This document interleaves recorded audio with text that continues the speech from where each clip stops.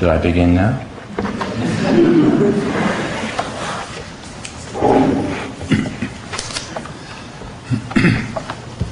This is about elephants. It's called The Secret Graveyard. Elephants like burlap underwear. It wears better than silk and has more style. They're shy about this appetite. Underwear embarrasses them. When the desire overtakes them, they head for the secret graveyard of elephants. No one knows where that is. They feel safe there. Surrounded by the bleached bones of their ancestors, they shyly submit themselves to the delicious feel of burlap. They feel more naked wearing it. They don't know why. And so they giggle. Of course, they cannot re-enter the forest wearing underwear. A hyena might laugh. Tarzan is another thought. Sadly, they must leave their underwear in the bones of their ancestors. They remember to murmur brief prayers as they leave.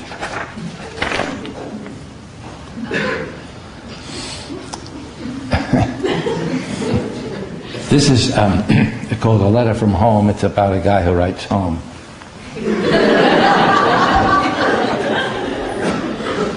To his mother. One night a man's shadow died. Slumping, it groped its heart and dripped down the wall into a dark stain on the floor in the shape of a man who died in his bedroom alone. The man writes home, "Dear Mom, my shadow is dead. I may have to be reborn if you and Dad are up to it, and have a new shadow attached." His mother writes back, "Dear Ken, please don't count on it. In truth, dear, given another chance, I think I would ask for an abortion."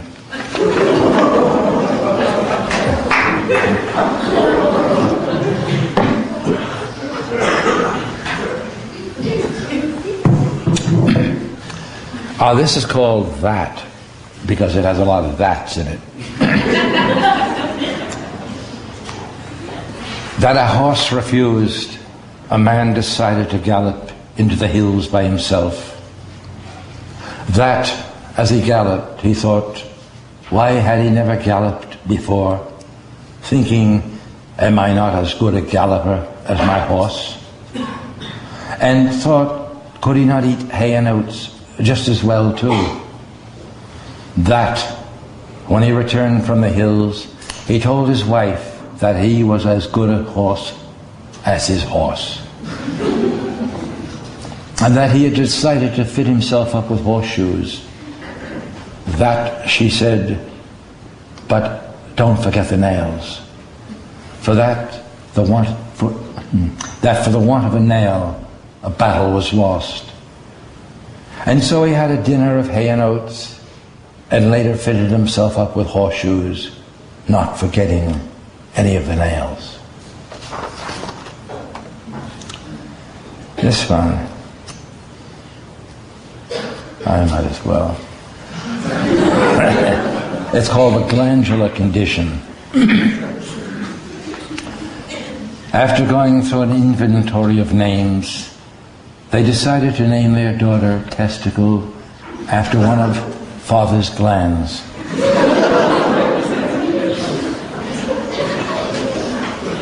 This is serious.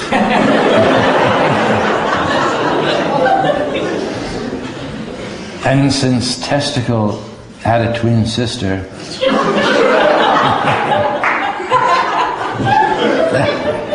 they thought to call her Testicle too, after another of Father's glands. After that, Father had run out of glands. Let us rejoice our 4 testicles. It's a miracle, said Father. 4, said Mother, my glands and their namesakes. Are you trying to be disgusting? Surely you've noticed my glandular condition. It's been described in several anatomical studies and even sculpted in stone.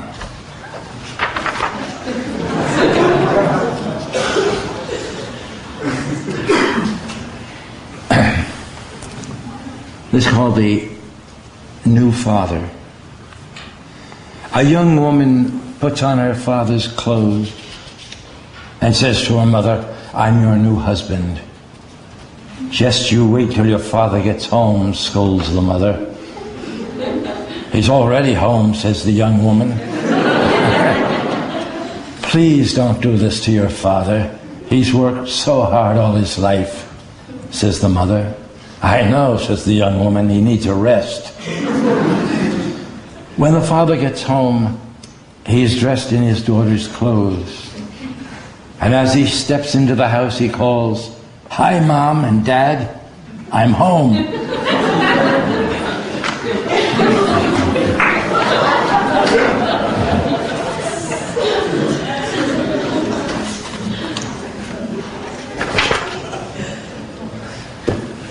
Well, this is about an antiques shop where old things are sold.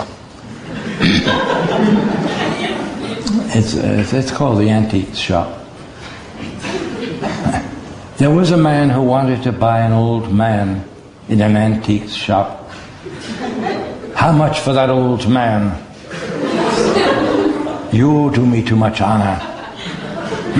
But owing to my youth, I am not yet ready for sale, smiled an old man standing behind a counter of antique belly buttons. How much for that piece of biological trash?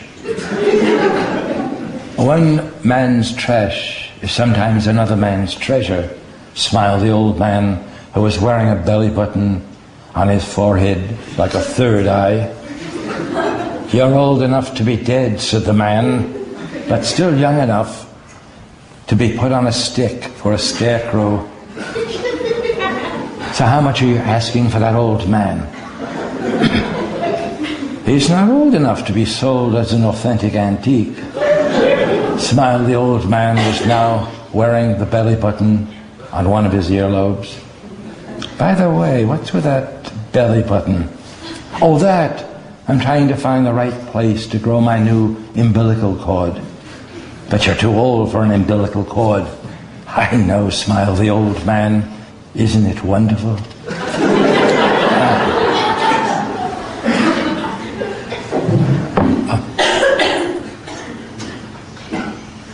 If anyone here plays piano, this might be just right. This is called baby pianos. Incidentally, sometimes you can see a piano as the elephant of furniture. It's big legs, big body. Anyway, it's called baby pianos. A piano had made a huge manure. Its handler hoped the lady of the house wouldn't notice. But the lady of the house said, "What's that huge darkness?" "The piano just had a baby," said the handler. "But I don't see any keys," said the lady of the house. "They come later like baby teeth," said the handler. Meanwhile, the piano had dropped another huge manure. "What's that?" cried the lady of the house. "Surely not another baby." "Twins," said the handler. "They look more like cannonballs than baby pianos," said the lady of the house. The piano dropped another huge manure. "Triplets," smiled the handler. This is sort of on the same subject, but handled a little differently. This is called balls. Two roly-poly men are pretending to be bowling balls. "Get off my property," says someone on whose property the roly-poly men are pretending to be bowling balls on. "We're too big to be golf balls." "Get off my property, you goofballs." "We were thinking about cannonballs." "But bowling balls are more social." Social? "Oh yes, we're social types." "But you're too roly-poly for social lives. That's why we thought to debut the social world as bowling balls. We're really rather good. We even have the holes."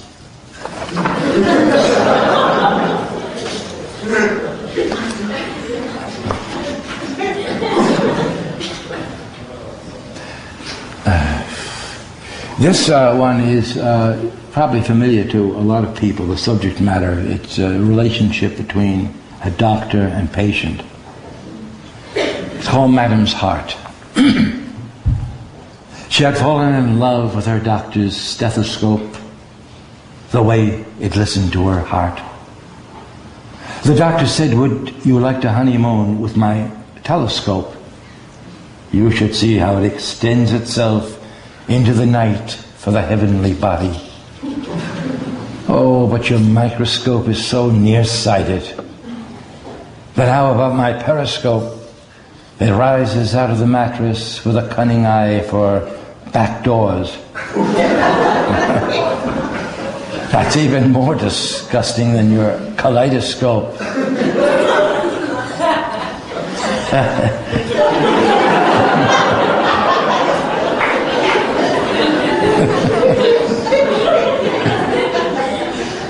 All scopes. The way it fixes me with its fractured cyclops eye. Finally, the doctor, holding up his stethoscope and wiggling it at her, asks, "Is Madame ready?" "Oh, yes," she sighs.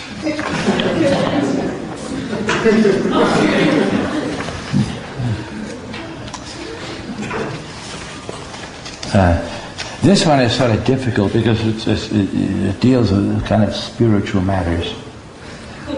And they're always kind of intangible. It's called the Bloodworthy Correspondence. Mr. Bloodworthy floats in his house at night like a spiritual cork through candlelight, arms crossed on his chest as if a corpse. One day he receives a letter.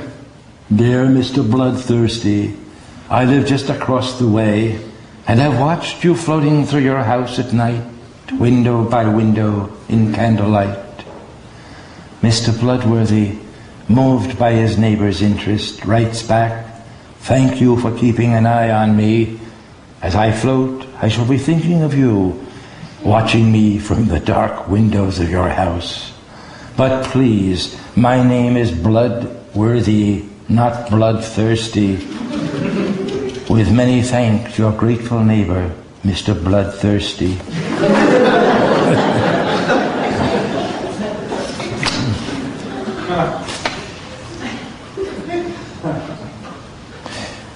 This is about a fashionable horse. It's called the Horse of Fashion. There was a horse wearing 4 high-heeled shoes made of iron. When the equestrian was asked about this, he said that the blacksmith had assured him that this was the height of equine fashion. When the horse was seen again, it was wearing lipstick and false eyelashes. When the equestrian was asked about this, he said the blacksmith had assured him that this was the latest thing in the world of equine fashion. When the horse was seen again, it was wearing a wedding gown. When the equestrian was asked about this, he said, "We're getting married." "Oh, how nice. I suppose the blacksmith approves." "We plan to be married at the altar of his anvil."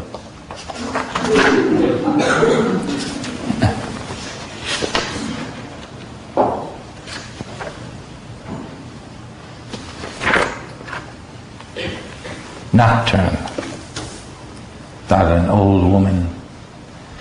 There was an old woman who awoke and thought to jump from her bedroom window, floating through the moonlight like a sonata, her nightgown in parachute, but that someone looking into the sky for God saw a moonlit rectum and thought it to be the armpit of an angel. And there was an old woman who awoke and thought to break her bedroom floor with an axe and to descend on a bedsheet like a spider to protect her rectum from someone who, looking for God, looked into the moonlit sky and saw the armpit of an angel nearing itself to earth and thought it to be an old woman's rectum. These are sort of inventions.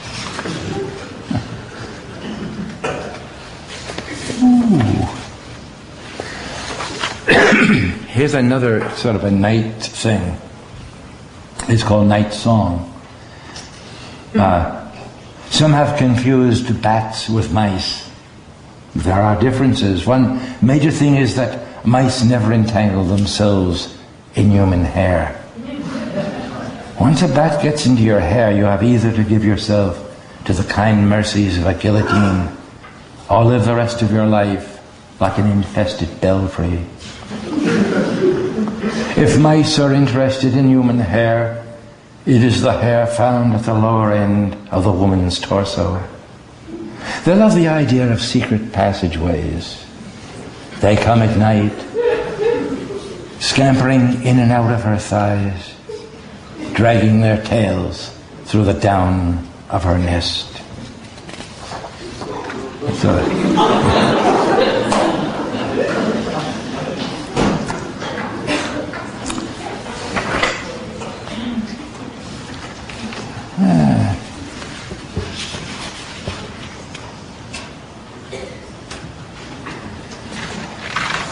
This is not a veterinarian. It's actually called the veterinarian. He was an insect veterinarian. Well, insects need help too. He pasted broken wings and reset twisted legs. He realigned antennas. He could even rebuild a thorax with aeroplane glue. What a pleasure it was to repair a butterfly, to color tissue paper, and carefully set it on the tiny bones, like making a miniature kite. Sometimes he just liked killing them.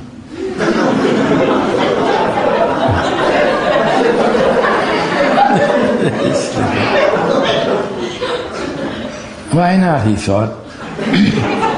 They're so numerous, who but their closest relatives will ever miss them?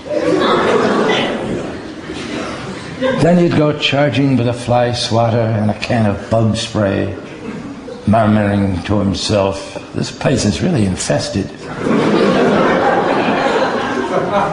I'm lucky the Board of Health hasn't paid me a visit."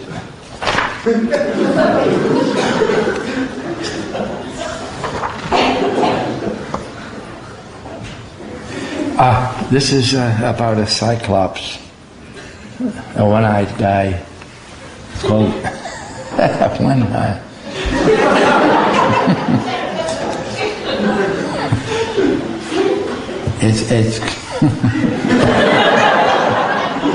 It's called a grinding for some reason.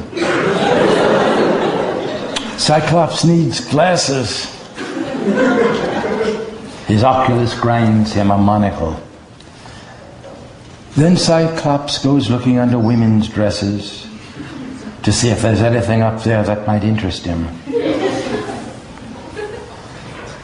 He finds mostly underwear, but then sometimes he finds something that makes him cross-eyed.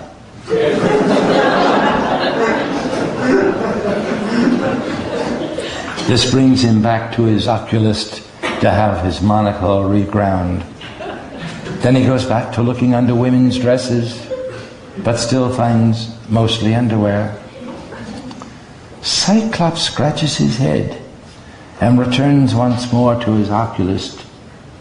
But this time, because his oculist is also an amateur dentist, asks to have his teeth ground into sharp little points.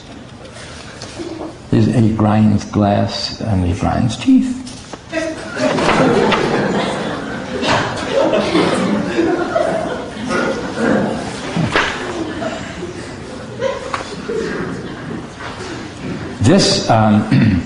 This is called sanity, and this is the real stuff of what poetry thinking is all about. For me, anyway, because I think poetry really is a form of sanity. I'm not always so fat. Some days I look like a maggot-plundered corpse. Other days I look like a couple of fat ladies fused into one. Still other days I look like an old web dotted with the bones of desiccated insects. Today I'm fat.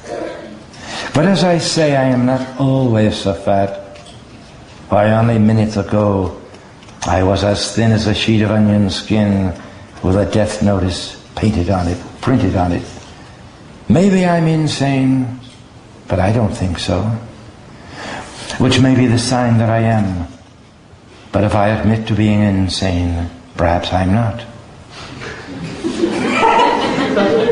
If that's what it takes, I'll admit to insanity to prove my sanity. But if I'm only admitting to being insane to show that I'm not, perhaps I am.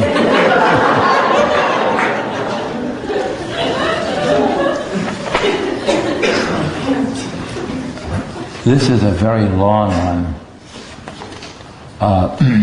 Again, it's about the stuff of poetry, the reality, sanity, which we're all...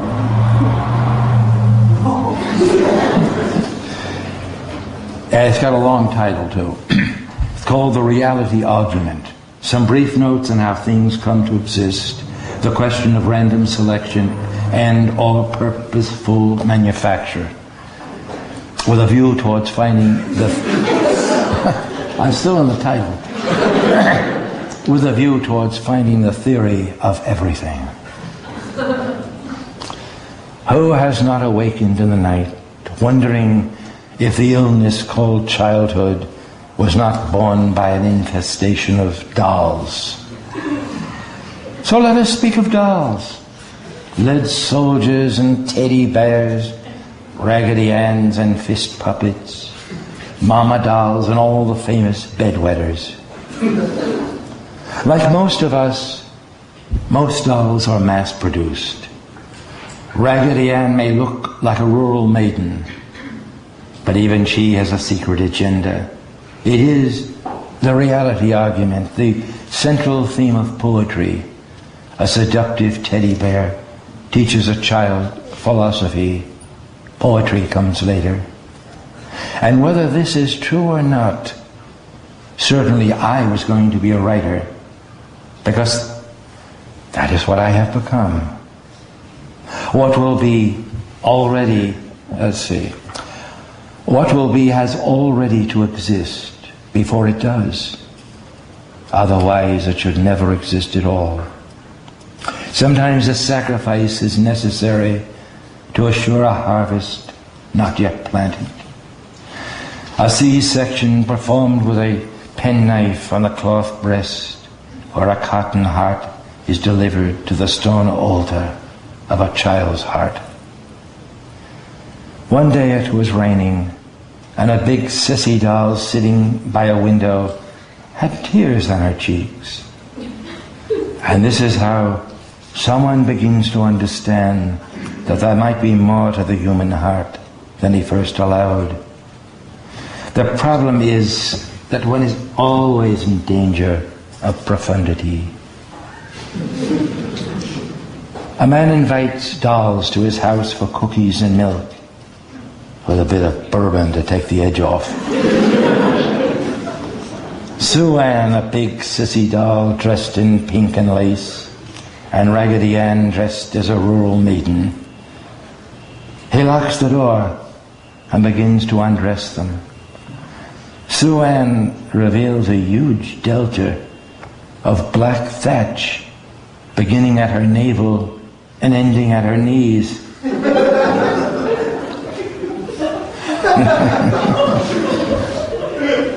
Raggedy Ann's is red yarn that starts just below her green nipples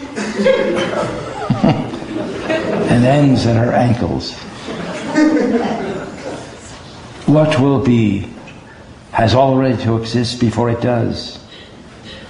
Otherwise, it should never exist at all. That was fast.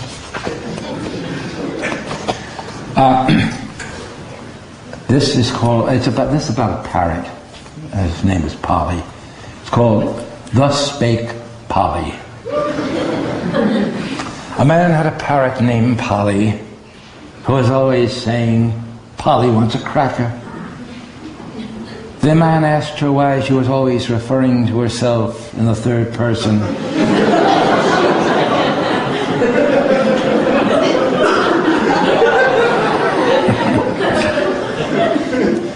Polly said, "We are not amused."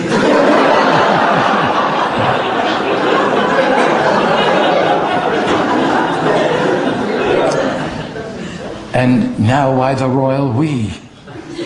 Because you had a common ancestor with modern apes. I heard something. Is that us? So break out the crackers. So break out the crackers with your opposable thumbs. And don't forget the brie cheese. We are still not amused.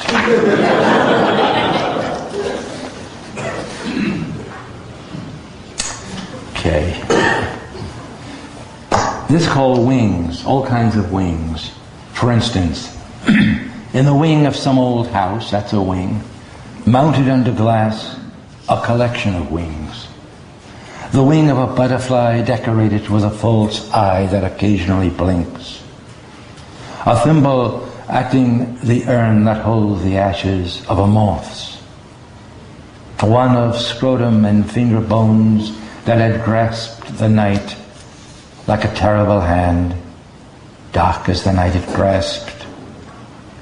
The wing of a white crow, a mosquito's veined with human blood, a winglet still unegged, featherless, mounted on a shard of shell.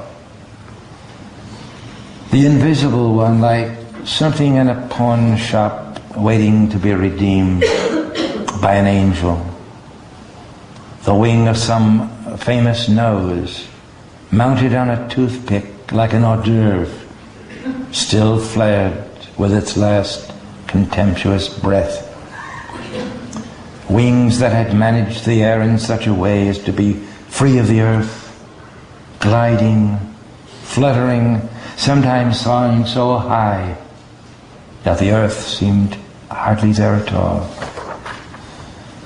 Okay.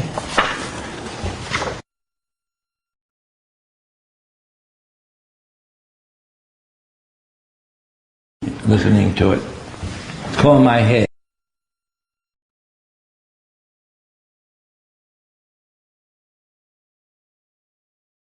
I pass here and see it lying half asleep on the windowsill on my way to school, where I study microbiology, which I finally give up because it all seems too small to have very much meaning in a world I attempt to live in. Then I begin my studies in advanced physics, which entails trying to understand atoms and subatomic particles. I give this up too when I finally realize that I have entered a world even smaller than microbiology. I think then that I should become an astronomer and open myself to the largest view, but see only dots, which the professor says any one of which may have taken millions or perhaps billions of years to reach the earth. To reach only recently evolved optic nerves. and that in fact any star whose light we accept might be long perished, leaving only long, wistful strings of light. And I wonder what this has to do with me, or the world I attempt to live in. So I give up astronomy. I come here now into this street, looking up at my head, lying half asleep on a windowsill, smoking cigarettes, blinking and otherwise totally relaxed in the way men become when they have lost all hope. That's serious. I don't ever want to get like that.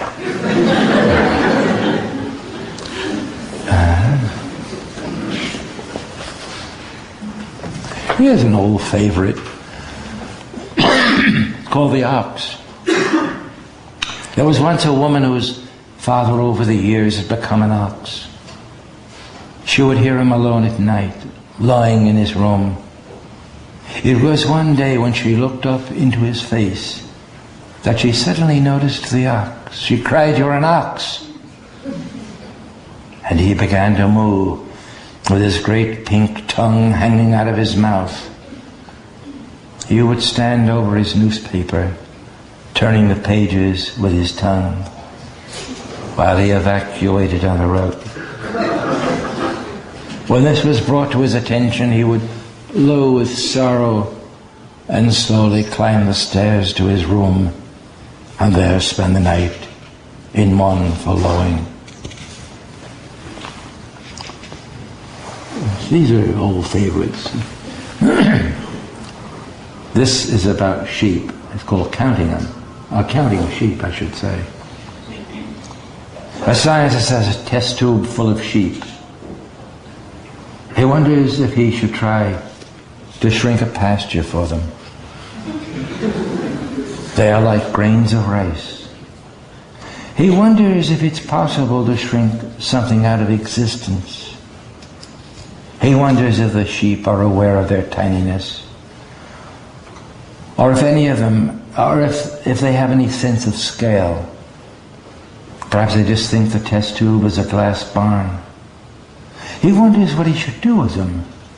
They certainly have less meat and wool than ordinary sheep. Has he reduced their commercial value?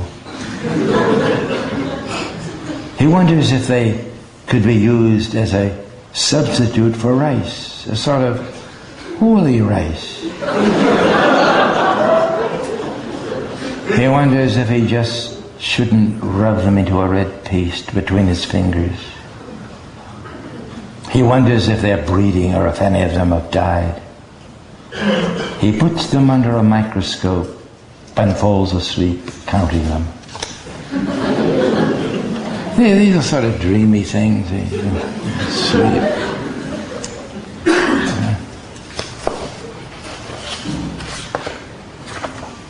Yes, one. The family monkey. I've written lots of things about simians. We bought an electric monkey, experimenting rather recklessly with funds carefully gathered since grandfather's time for the purchase of a steam monkey. We had either by this time the choice of an electric or gas monkey. The steam monkey is no longer being made, said the monkey merchant. But the family always planned on a steam monkey. Well, said the monkey merchant, just as the wind-up monkey gave way to the steam monkey has given way to the gas and electric monkeys. Is that like the grandfather clock being replaced by the grandchild clock? Sort of, said the monkey merchant. So he bought the electric monkey and plugged its umbilical cord into the wall. The smoke coming out of its fur told us something was wrong. We had electrocuted the family monkey.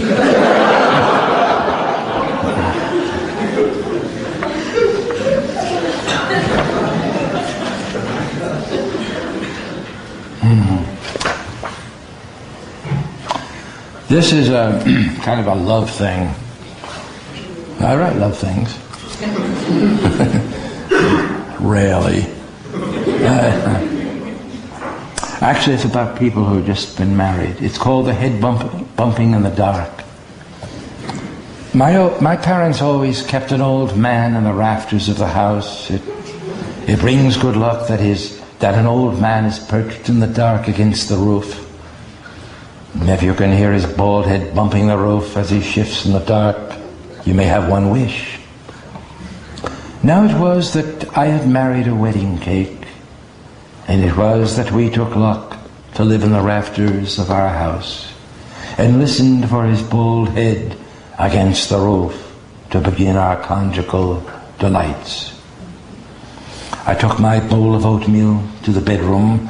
I put my chicken salad on the bed. I said to my barrel of beer, did you ever see a man in full extension? My bag of feathers giggled. Did you ever see a long thing like this? I said to my pot of cornmeal.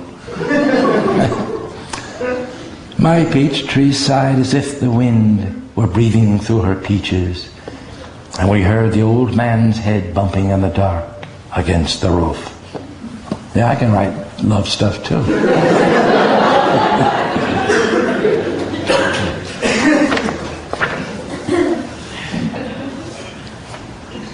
This one, this is called a delicate matter, and you can be assured it's not.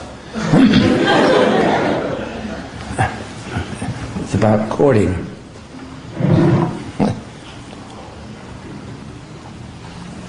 As to the courting of a fat woman, an old man loves a plump piece of fruit now and again, a pear-shaped goodie with big plum bosoms.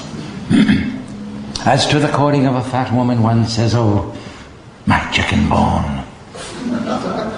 No, that will sound like a piece of garbage from the feast. No, he will say, oh, my skinny thing, I want to bite you.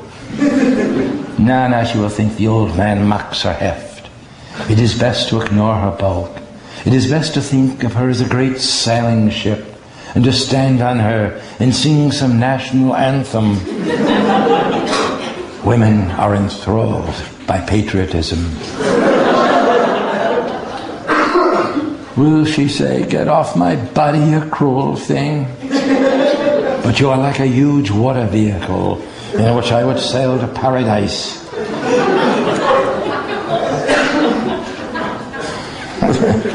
Will she say, if you do not get off of me, I shall not let you get on me for love? And I shall say back to her, but I cannot think what. So I shall sing another national anthem. As to the courting of a fat woman, it is a very delicate matter.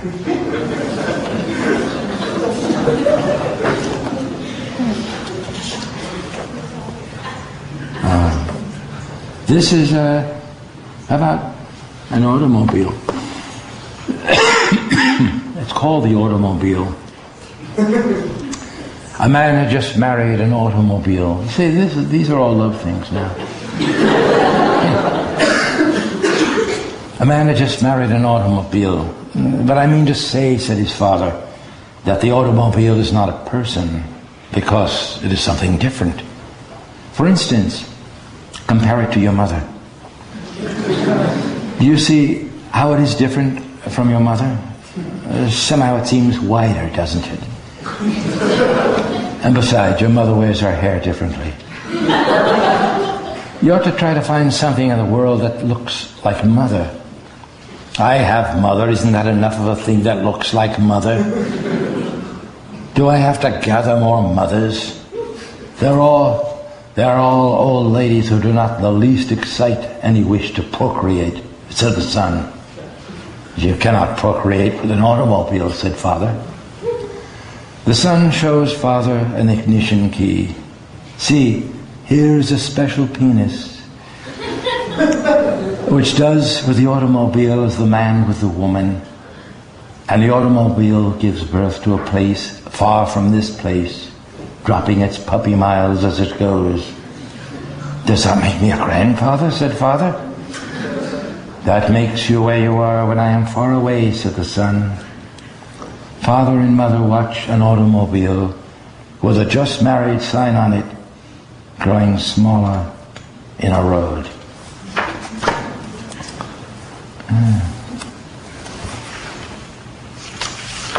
Yep.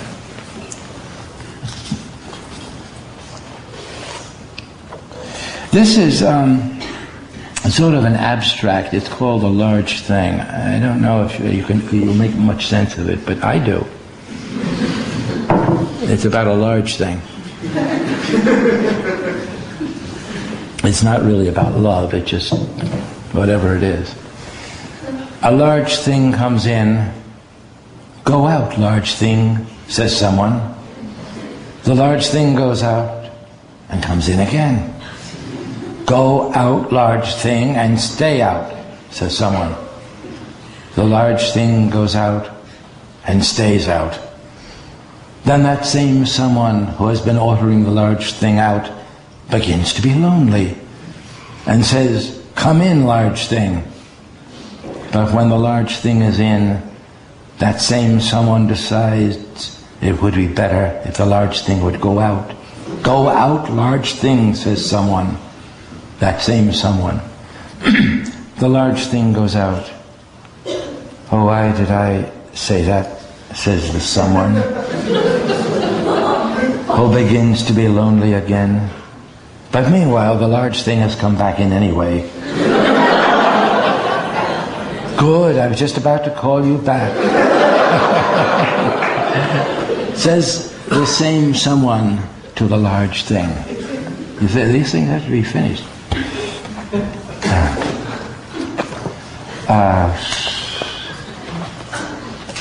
I'm going to read 8. Everybody knows it, but I'll read it anyway. You haven't finished your ape, said mother to father. Had monkey hair and blood on his whiskers. I've had enough, monkey, cried father. You didn't eat the hands? And I went to all the trouble to make onion rings for its fingers, said mother. I'll just nibble on its forehead and then I've had enough, said father. I stuffed its nose with garlic, just like you like it, said mother. Why don't you have the butcher cut these apes up? You lay the whole thing on the table every night, the same fractured skull, the same singed fur, like someone who died horribly. These aren't dinners. These are post-mortem dissections.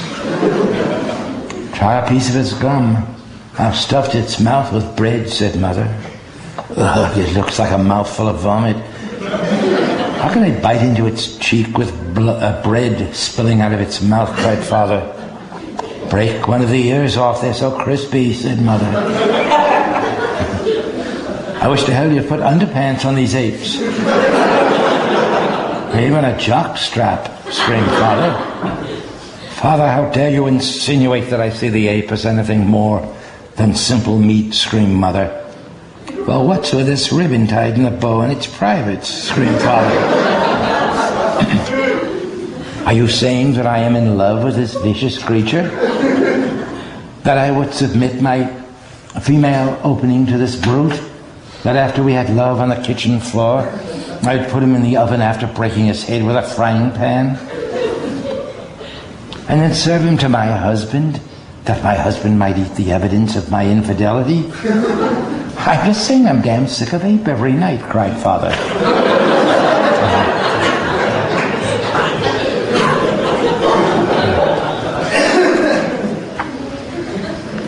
And I am too.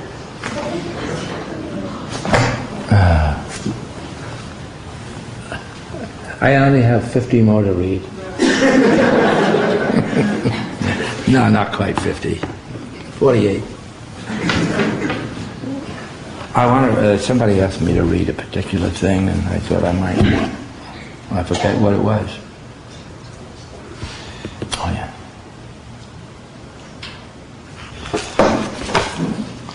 Go to the text. Let's see.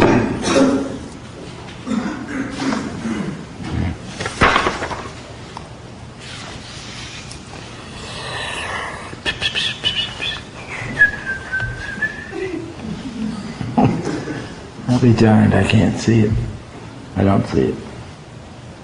Yeah, I know what it is now.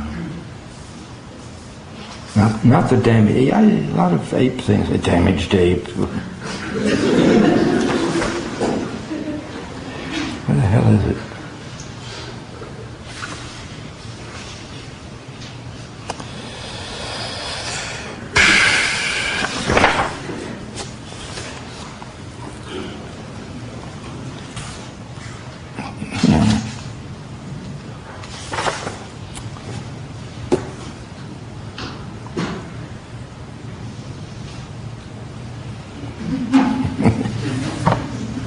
Killing the ape. Apes.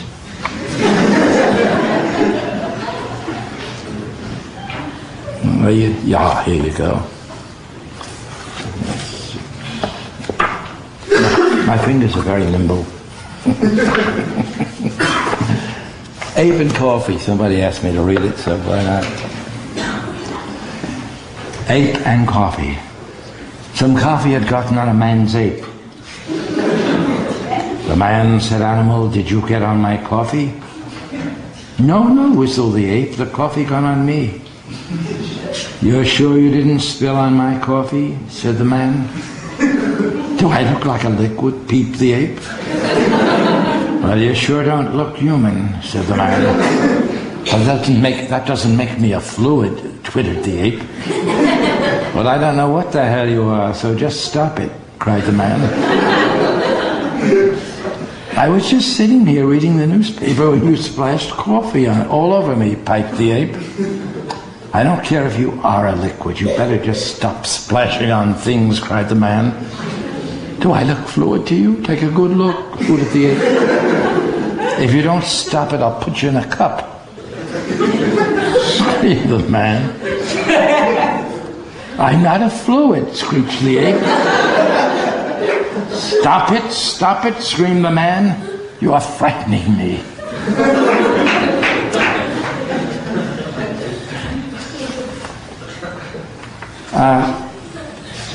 We might as well stay here tonight. I have so much material I can do. Well, here's one I really want to read. It's called The Fall. It's all over the walls. There was a man who found 2 leaves and came indoors holding them out, saying to his parents that he was a tree. To which they said, then go into the yard and do not grow in the living room, as your roots may grow on the carpet. He said, I was fooling, I am not a tree. And he dropped his leaves. But his parents said, look, it is fall.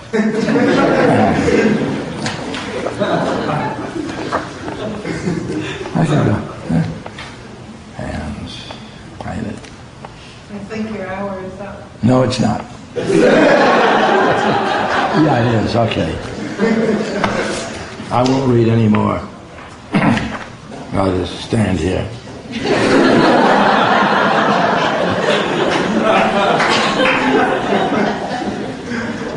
How about this one? I won't read it all, I'll just read you the first line. It's called The Father of Toads.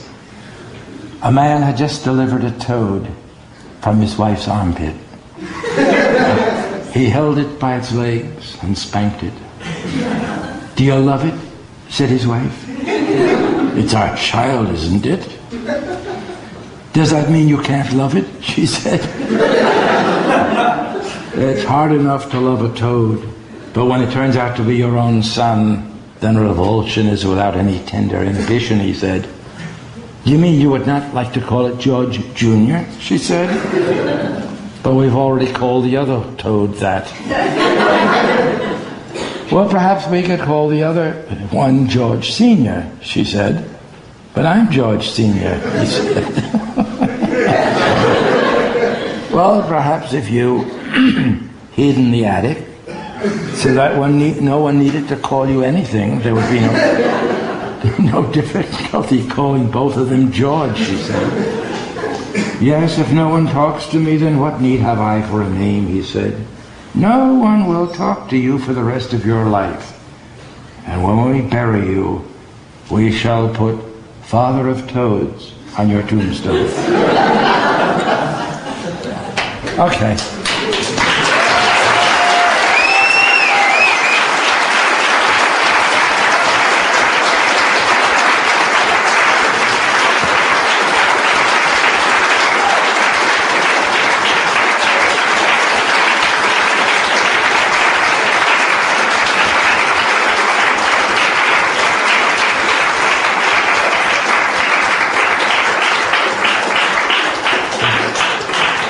Is the applause waning?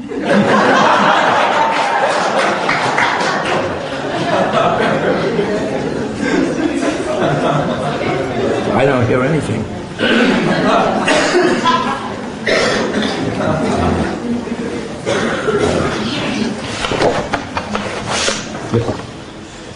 Okay. I can take a hint.